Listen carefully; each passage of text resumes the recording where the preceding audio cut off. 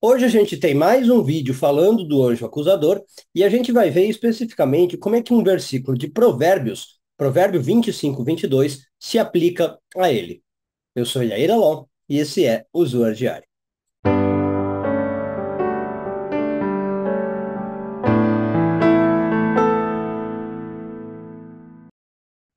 Essa semana encerramos a leitura da porção de Tetzaveh, hoje focando nos parágrafos 102 a 104 do Zoar, nono ano de leitura. Bom, na semana a gente viu bastante sobre a relação que nós temos com o chamado inimigo na Kabbalah, o Satan, como às vezes Malchut fica sujeita a energias negativas, como a gente tem que limpar isso, né, e tudo mais. E o Zohar continua nessa onda de discussão, e aí o Zohar explica que, inclusive, o ritual que era feito no Yom Kippur, que a gente discutiu ontem, tinha por principal objetivo isso, né? Proteger Malchut da energia do acusador, com os dois bodes que eram oferecidos. E aí o Zohar traz um ensinamento muito interessante. A gente sabe na Kabbalah que muitas vezes o que acontece? Para a gente proteger Malchut, o que acaba acontecendo é que a gente eleva Malchut na árvore da vida. E Malchut, nessa subida, pode ir para vários lugares. Ela pode ir para Yesod, que é a Sefirah imediatamente acima, ela pode ir para Tiferet, e eventualmente ela pode ir para Binah. Quando ela vai para Binah, é o local, digamos, mais ideal para Malchut estar. Geralmente a gente diz que Malchut é como se fosse a filha e Binah a mãe. Então, quando Malchut vai para Binah, a gente diz que a filha encontrou a mãe, é o local ideal para isso ocorrer. Mas agora o Zohar diz que às vezes não é isso que acontece. Malhut não sobe, Malhut não se mexe do lugar e ainda assim ela é protegida. Em que sentido? Muitas vezes o que acontece é o oposto. Binah desce para Malhut. E aí é muito interessante quando isso acontece, né? Em vez de Malhut precisar subir, que tem aí um esforço enorme para isso acontecer, Binah vindo para Malhut é algo que acontece, digamos, por graça divina.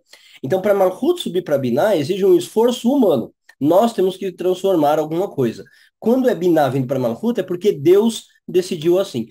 Então, o Zohar, inclusive, explica que essa descida de Binah para Malhut acontece, por exemplo, em momentos já santificados do calendário. Aliás, hoje, por exemplo, nós estamos comemorando Purim, né? O primeiro Purim, nós estamos no ano bissexto e vamos ter dois. O primeiro Purim, e isso é um dia em que acontece esse tipo de coisa. Binah descendo para Malhut. Isso acontece no Yom Kippur, isso acontece no Rosh Hashanah, isso acontece em outros momentos, e acontecia quando você tinha o templo e o sumo sacerdote fazendo um ritual de expiação.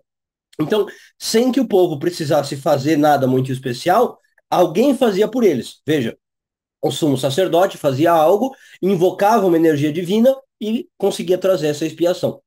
Então, o Zohar diz que quando Binah desce para Malhut, em vez de Malhut ir para Binah, você tem, antes de mais nada, uma energia de proteção. Essa é a primeira energia que você recebe. Malhut, como se assim fosse, fica blindada. E a segunda energia realmente é a de purificação, que é um termo que aparece muito na Torá, né? Se você for ler, tem vários rituais falando sobre a importância de purificar e da purificação.